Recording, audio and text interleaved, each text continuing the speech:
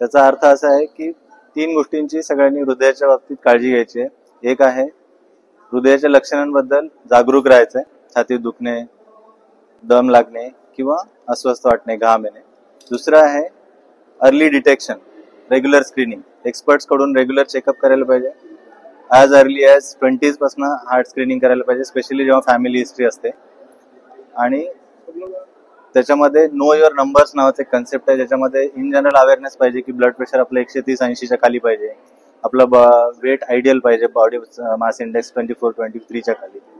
तुमचं जे HbA1c जे डायबिटीज दाखवतं त्याचं रेग्युलर स्क्रीनिंग व्हायला पाहिजे आणि ते 5.7च्या खाली पाहिजे, म्हणजे तुम्ही non diabetic. 5.7 to 6.4 is pre diabetic. आणि चांगली बाब आहे की ते रिव्हर्स होऊ शकतं नॉन डायबिटिक मध्ये. तुमचं इन जनरल तुम्हाला काही रिस्क फॅक्टर नसेल तर तुमचं कोलेस्ट्रॉल, LDL कोलेस्ट्रॉल ज्याला आपण बॅड कोलेस्ट्रॉल म्हणतो, ते 100च्या खाली असायला पाहिजे. So knowing your numbers.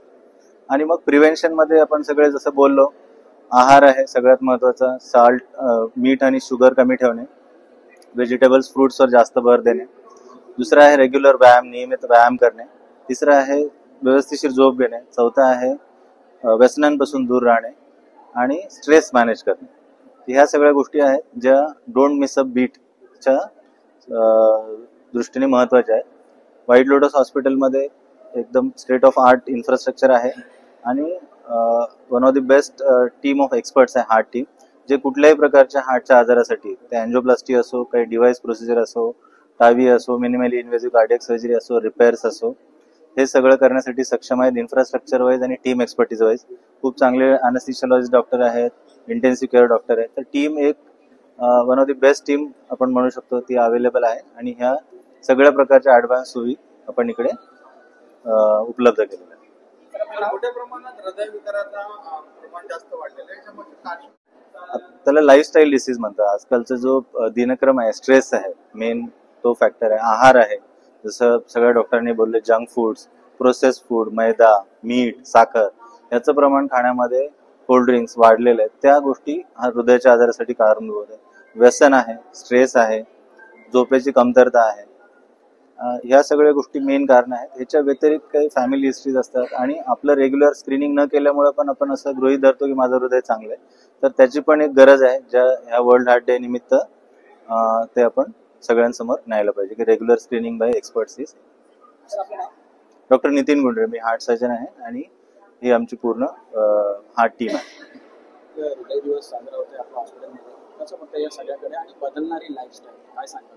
अगदी महत्वाचा प्रश्न आहे. आय थिंक वर्ल्ड हार्ट डेच्या निमित्त आमचं कर्तव्य बनतं.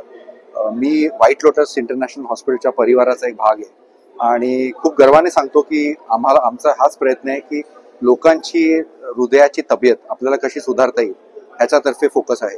हल्ली तरुणावयामध्ये पण heart blockages, heart attacks, cardiac arrest आणि सडन कार्डियक डेथ ह्याचा प्रकोप आहे.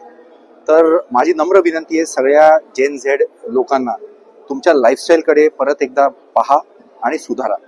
प्रोसेस फूड्स, बाहेर हॉटेलमध्ये खाणं, व्यसनं, तंबाखू, ड्रिंक्स, झोप 6 ते 8 तास घेणं, तंबाखू आणि ड्रिंक्सकडे न बघणं आणि जर सवयी असतील त्यांना ताबडतोब थांबवणं, एस्पेशली तंबाखू, हे फार फार फार महत्वाचं आहे.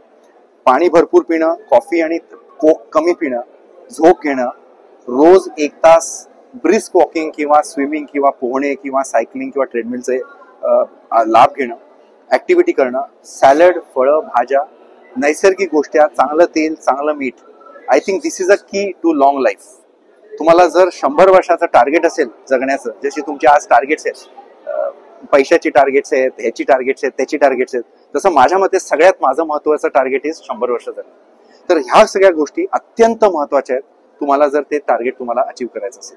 सगळ्या पेरेंट्सना कळकळीची विनंती आहे, मुलांना तुम्ही तसं मोटिवेट करा. नुसते फोन देऊन त्यांना कोक आणि बर्गर समोर न ठेवता त्यांना चालायचं हे करा, चालायचं त्यांना प्रोत्साहन देणं आणि ह्या सगळ्या गोष्टींपासून लांब. बर्थडे सेलिब्रेट करायचे तर एक ओट्स, सॅलड वगैरे असं खाऊ घाला, ना की केक आणि वेफर्स, जे हल्ली आपल्या एक सोसायटीत नॉर्म झालाय. I think charity begins at home आणि ह्या वयापासूनच, मुलांपासूनच आपली इन्व्हेस्टमेंट आहे आणि ह्या वया गटाला आपल्याला टार्गेट करणं फार महत्वाचं. सर, तरुण लोकांमध्ये जास्त हा प्रभाव दिसतोय आणि नेमकं हार्ट अटॅक येतोय की ऍसिडिटीचं एक कारण आता समोर येते, नेमकं कसं बघितलं पाहिजे, काळजी?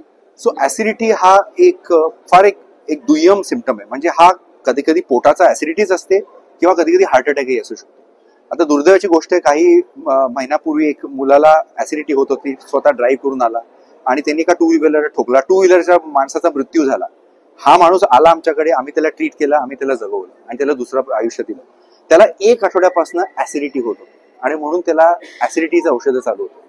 म्हणून महत्वाचं काय आहे, तुम्हाला जर ऍसिडिटी होत असेल, जर मी फास्ट चालतो आणि मला ऍसिडिटी होते आणि बसलं की मला बरं वाटतंय, हा एक रेड फ्लॅग सिम्पटम म्हणतो. खाल्लं की पोटात जळजळ होणं may not be a red flag symptom, but चालताना जर तुम्हाला ऍसिडिटी सारखे सिम्पटम्स असतील तर ते फार महत्वाचे. नियरेस्ट किंवा जवळच्या हॉस्पिटलमध्ये जा, कार्डिओलॉजिस्टशी, तुमच्या कार्डिओलॉजिस्टशी तुम्ही कन्सल्ट करा, रेक्विजिट टेस्ट करून घ्या, इन्व्हेस्टिगेट करा, तुमचं कोलेस्ट्रॉल बघा, शुगर बघा, तुम्ही काय काय चुकीचे पद्धतीने तुमचं आयुष्य तुम्ही जगताय ह्याच्याकडे परत तुम्ही रिलुक म्हणजे परत पाहणी करा आणि ते रेक्टिफाय करायचा प्रयत्न करा. सो कळकळीची विनंती आहे की ऍसिडिटीचं सिम्पटम ह्याला दुर्लक्ष न करता त्याचं नेमकं काय निदान निघतंय हे तुम्हाला इन्व्हेस्टिगेट करणं फार महत्त्वाचं. आमच्या प्रॅक्टिसमध्ये सर किती वयोगटाची लोक जी तुम्हाला वाटत की तरुणांना ही जास्त लागण आहे? आता सगळं करंट सिनारिओ बघून मला असं वाटतं 18 वर्षाच्या वर सगळ्या मुलांना, लोकांना आपल्याला स्क्रीन करणं, every adult should be screen with cholesterol, HbA1c आणि काही टेस्ट आहेत, HSCRP, लायपोप्रोटीन स्मॉल ए, लिपिड प्रोफाईल, ApoB. हे AI आणि आमच्या एक्सपिरियन्स सांगतं की ह्या आम्ही टेस्ट करून we can predict heart health today and for the future. So अत्यंत महत्वाचं आहे की हे सगळं plus 2D echo, structurally heart कसं माझं पंपिंग करतंय, TMT मी पळालो की माझं काय सिच्युएशन आहे हार्टची, या बेसिक सगळ्या टेस्ट, ECG वगैरे, they are all very complimentary test. So blood test, ECG, 2D echo आणि TMT आय थिंक गरजेचं आहे प्रत्येकाला एक स्क्रीनिंग टेस्ट म्हणून करणं. मी डॉक्टर अनुज अनिरुद्ध साठे, एक DM cardiologist at White Lotus International Hospital, Kalamboli.